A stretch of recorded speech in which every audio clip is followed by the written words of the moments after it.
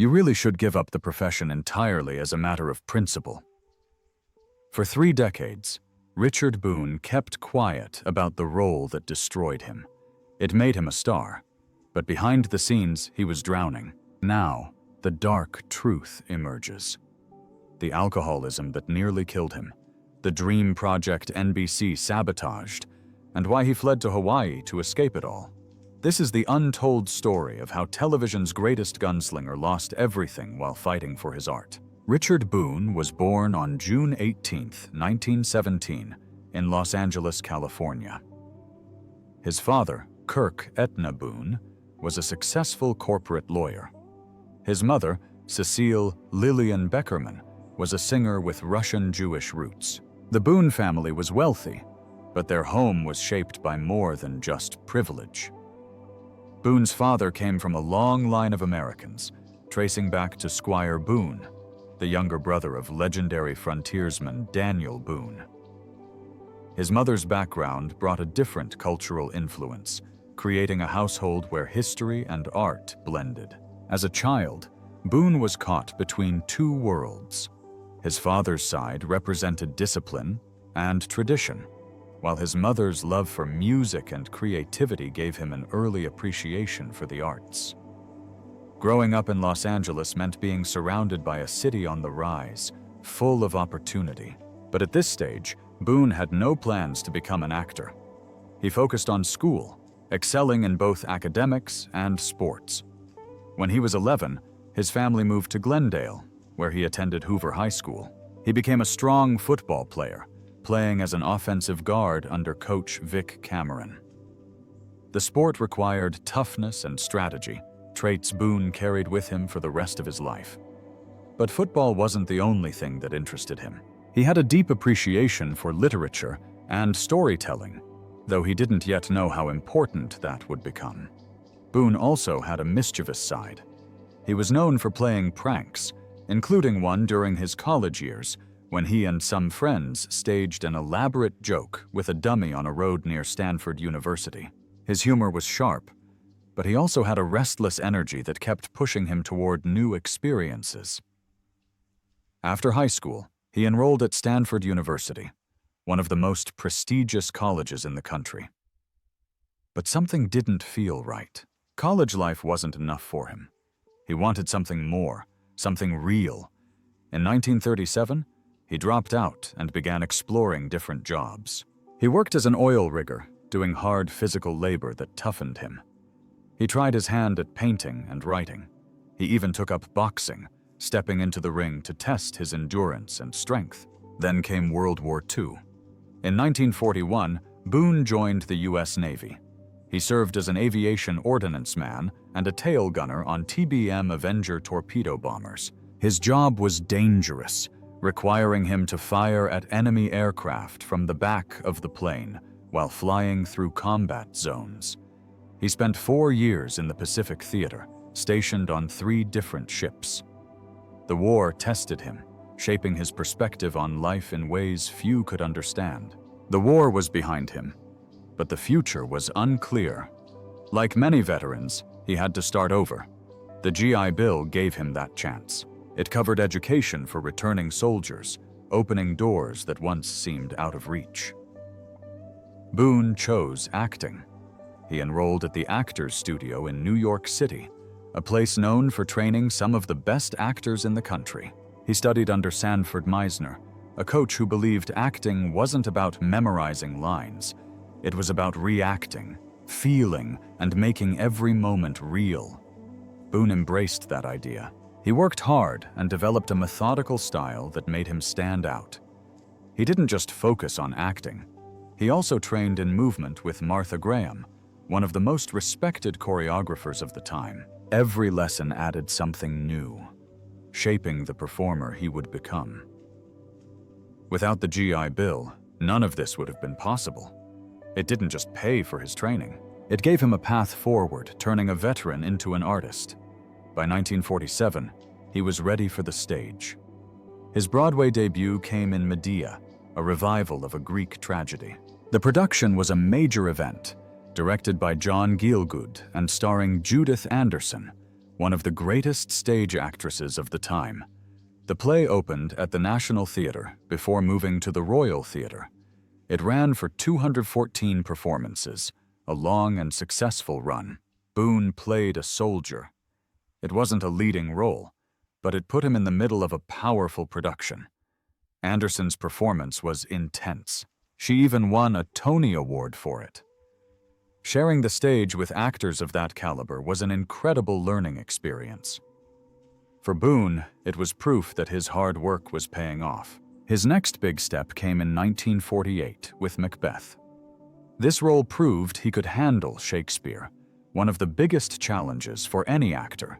Then in 1950, he appeared in The Man, a Broadway drama directed by Martin Ritt. The play explored morality and human conflict, themes Boone would often revisit in his later work. It ran for 92 performances and gave him another chance to work with respected artists. Richard Boone's Hollywood journey began in 1950, when he signed a 7-year contract with 20th Century Fox. Moving from Broadway to the big screen was a major step, but Boone had the presence and intensity that made him stand out. His film debut came in Halls of Montezuma, 1951, a World War II drama directed by Louis Milestone. He played Lieutenant Colonel Gilfillan, a Marine officer, alongside Richard Widmark, Jack Palance, and Carl Malden. The film wasn't just about war. It was also used as a recruitment tool for the U.S. Marine Corps, adding a patriotic significance to Boone's first role. Even as part of an ensemble, Boone's performance stood out. His deep voice and rugged features made him a natural fit for military roles, something that would define the early years of his career. But it wasn't just about how he looked. He had trained at the Actors Studio in New York, where he developed a methodical approach to acting. That training helped him bring realism and depth to his characters. Halls of Montezuma was more than just a first movie. It set the tone for his career, proving he could bring weight and intensity to any role. The film itself was ahead of its time, using flashbacks to explore the backstories of soldiers. That added layers to what could have been a simple war film. 2 years later, Boone took on a role that would cement his ability to play complex characters.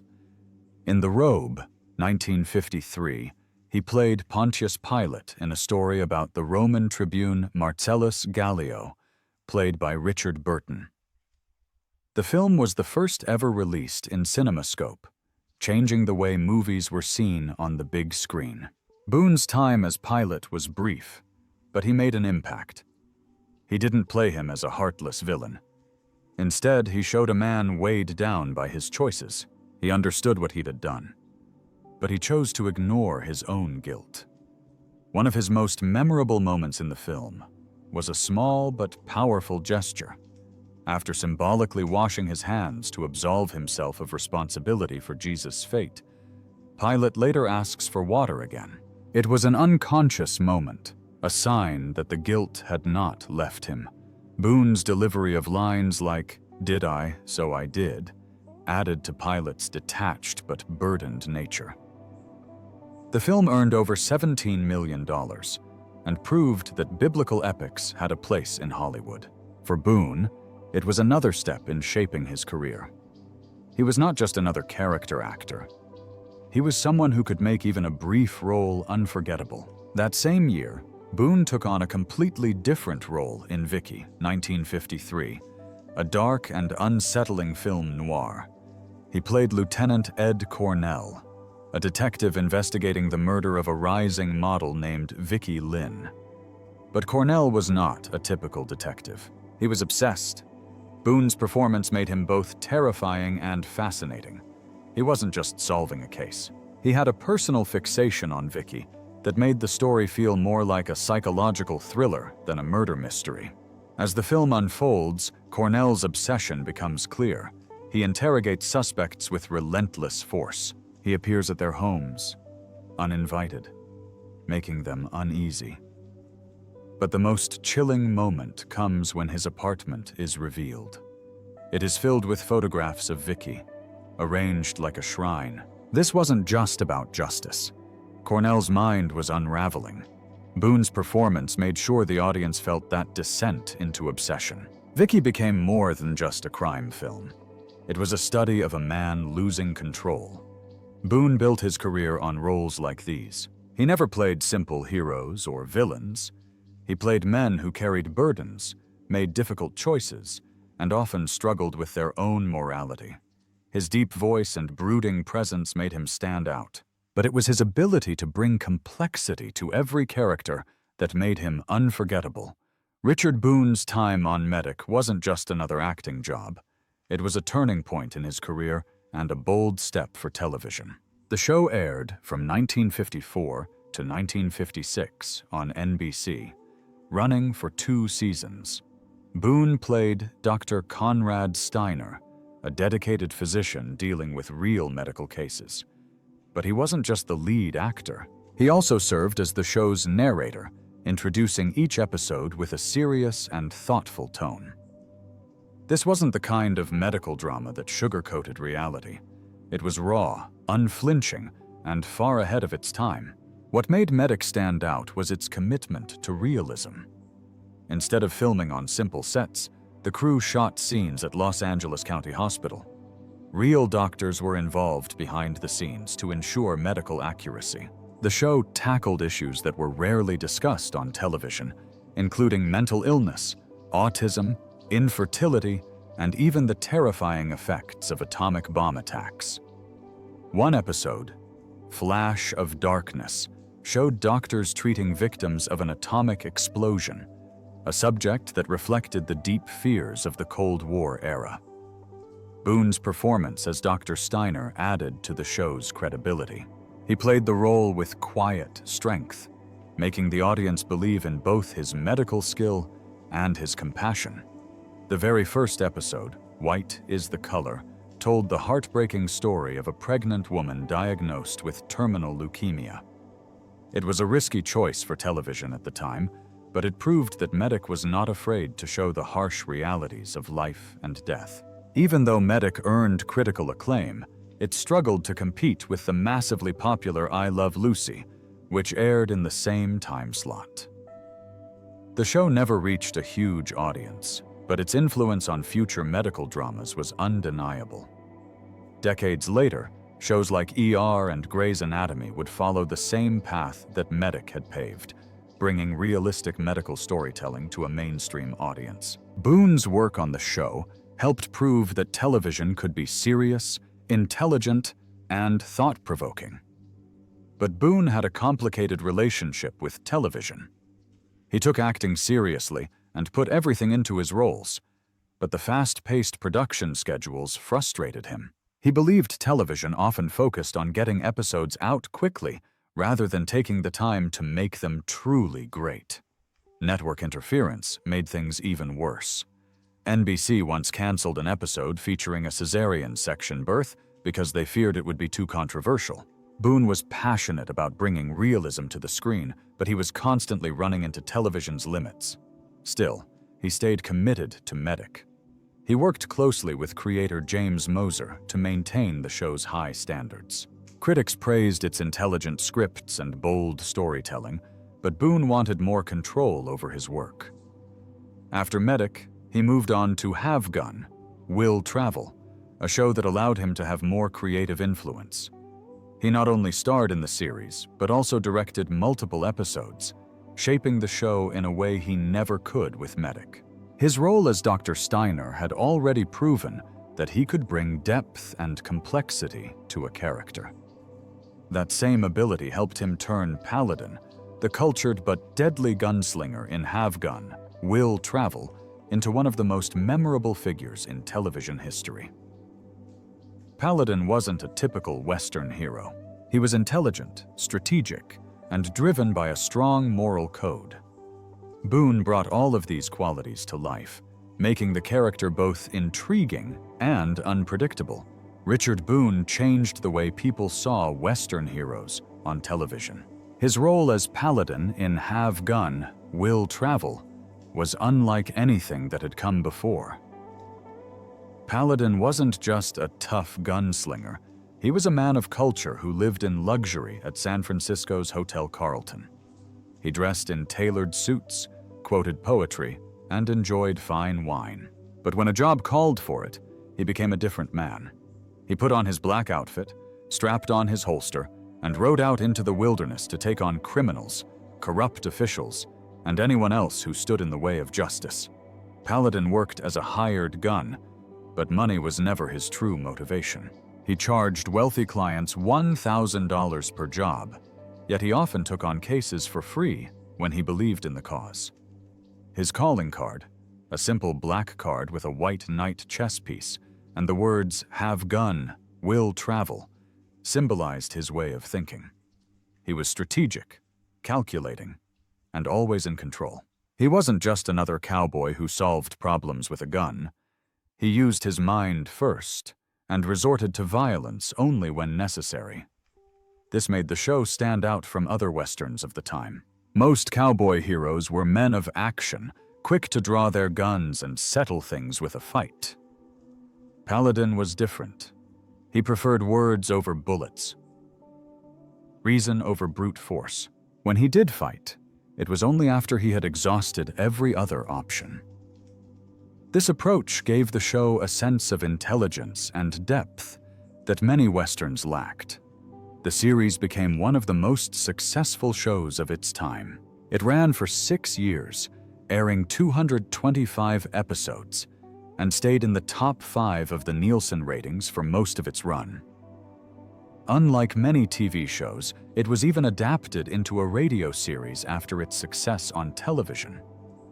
Critics praised its strong writing and moral complexity, and audiences responded to its unique take on the Western genre.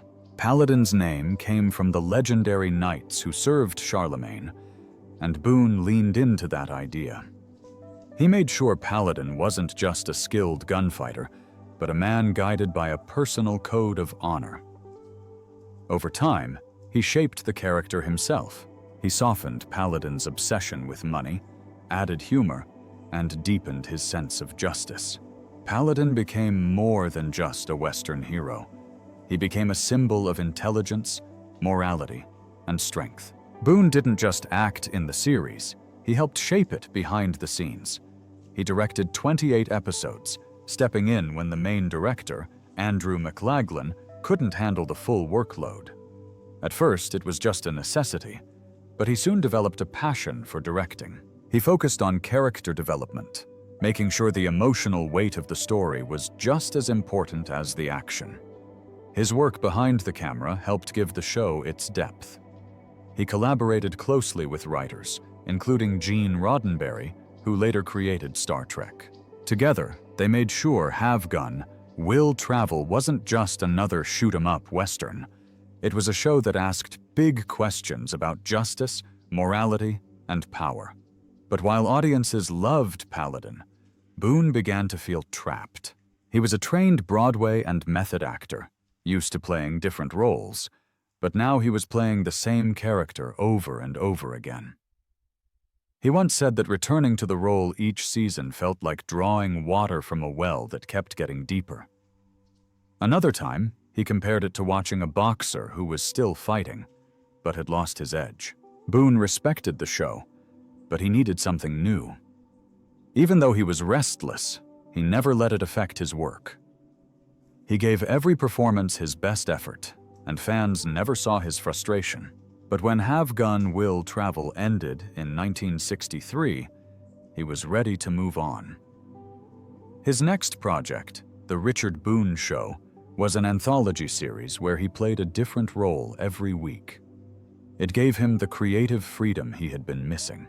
To stay engaged during Have Gun, Will Travel, Boone explored other creative outlets. He directed several episodes, working alongside respected filmmakers like Andrew V. McLaglen. He said directing required subtlety in imagination, and it kept him interested when acting as Paladin started to feel repetitive. He also returned to theater. In 1959, he starred as Abraham Lincoln in The Rivalry, a play about the famous Lincoln-Douglas debates. It had been years since he performed on stage, and he admitted he was nervous, but the play ran for 81 performances and helped him reconnect with the excitement of live acting.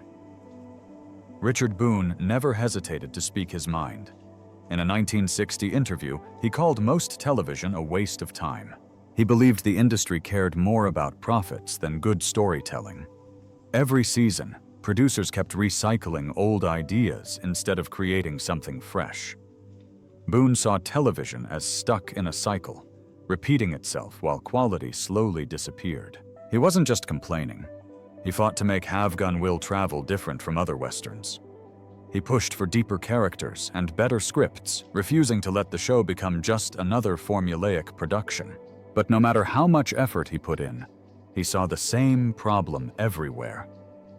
Many people in the industry were happy to produce forgettable content, as long as it made money.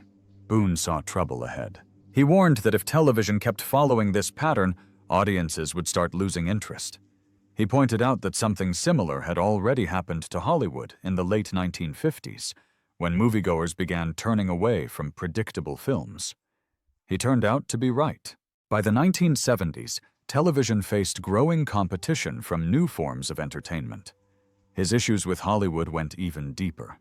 He believed the system treated actors as nothing more than products. Studio executives didn't care about talent or artistic integrity. They only cared about what would sell. Even with his fame and success, Boone often felt like he was just another name on a contract. He also hated the culture behind the scenes. He couldn't stand how some actors cared more about dressing rooms and perks than about their performances. He believed the real competition should be about finding great roles, not securing bigger trailers. That belief shaped The Richard Boone Show, where he gave actors the freedom to play a variety of characters instead of being trapped in the same roles. Richard Boone had spent years playing Paladin on Have Gun Will Travel, and while the role made him a star, it also trapped him. He wanted something new, something different. In 1963, he created The Richard Boone Show, an anthology series where a small group of actors played different roles each week. It was like a theater company for television, a bold experiment at a time when networks preferred familiar characters and predictable stories. Boone had a strong vision for the show, but problems started almost immediately. Clifford Odets, the original story editor, died just as the series was getting started. His replacement struggled to keep the same creative energy. NBC executives weren't happy either. They wanted more action, more excitement, something that would pull in big audiences. Boone refused to change the show's direction. He believed in what he was creating. But despite great reviews and even a Golden Globe win, the show didn't last. It was canceled after one season. The network didn't even tell Boone directly. He found out later, and it left him furious. Hollywood felt like a dead end. Boone had given everything to the industry, but he was tired of fighting for control. In 1964, he walked away and moved to Hawaii. It wasn't just about escaping. He wanted to build something new. He had loved the islands since his time in the Navy and believed they could become a real center for filmmaking. He convinced Leonard Freeman to shoot Hawaii Five-0 entirely on location instead of splitting production with California. He also tried to launch his own show with the film Kona Coast, hoping it would lead to a full series. But CBS passed, choosing Hawaii Five-0 instead. During his years in Hawaii, Boone still acted. But his career never reached the same heights. He starred in Rio Conchos in 1964, playing a bitter Confederate soldier seeking revenge. It was a strong performance, but the film didn't stand out. 3 years later, he played Cicero Grimes in Hombre, one of his best villain roles. He went head-to-head with Paul Newman in a tense, gripping Western that critics loved. But by then, the genre was fading. The days of Western heroes dominating film and television were coming to an end. By 1971, Boone returned to the mainland. though he kept his home in Hawaii and visited often. He took roles where he could, including Heck Ramsey, a show about an aging lawman adjusting to modern crime solving. It lasted 2 seasons. Hollywood had moved on, and Boone knew it. He had fought for creative freedom, taken risks, and refused to play by the industry's rules. But in the end, the industry had changed, and there was no place for him at the top anymore. Richard Boone had the kind of presence that made him unforgettable. On screen, he was commanding. Off screen, he carried a weight that few could see. His struggles with alcoholism and depression shaped his life, affecting both his career and his health. Many believe his drinking started as a way to cope with his past. During World War II, Boone served as a gunner in the Pacific, a job that left him with scars he never fully escaped. Over time, alcohol became his way of numbing those memories. What began as a habit turned into something much harder to control. By the 1970s, Boone's drinking had reached a breaking point. It wasn't just affecting his personal life, it was interfering with his work. During the production of God's Gun in 1976, he walked off set before recording his dialogue. The studio had to bring in another actor to dub his voice. Incidents like this made it harder for him to get work. But alcohol wasn't his only struggle. Boone had also grown disillusioned with Hollywood. He had dedicated years to the industry, yet he often felt overlooked. The cancellation of The Richard Boone Show in 1964 was a turning point. He had poured his heart into that project, believing it would be something special. When it ended, so did much of his faith in the business. Over time, that frustration pushed him away. He left Hollywood, first moving to Hawaii, then later to Florida. His struggles didn't just cost him stability, they also cost him career-defining opportunities. One of the biggest came in 1973, when Paul Newman wanted him for The Sting. Boone was offered the role of Doyle Lonigan, a part that would later go to Robert Shaw. It was a great opportunity, but he turned it down. Some believe he refused because he had made enough money from Have Gun, Will Travel. Others think his drinking had made it impossible for him to commit. Whatever the reason, it was a decision that changed his career forever. By then, his health had already started to decline. Boone was a heavy smoker, known to go through as many as 100 cigarettes a day. Years of drinking and smoking finally caught up with him when doctors discovered he had throat cancer. Faced with treatment, Boone made a decision that shocked those around him. He refused medical help. Instead, he chose to spend his final years in seclusion, far from the industry that had once defined him. On January 10, 1981, Richard Boone passed away at his home in St. Augustine, Florida. He was 63. His ashes were scattered in the Pacific Ocean off Hawaii, a quiet farewell to the place where he had found peace in his later years. His life was filled with both triumph and struggle. He had the talent to be one of Hollywood's greatest, but his demons held him back. Even so, his legacy remains. As Paladin in Have Gun, Will Travel, he left behind a performance that still stands as one of television's most unforgettable.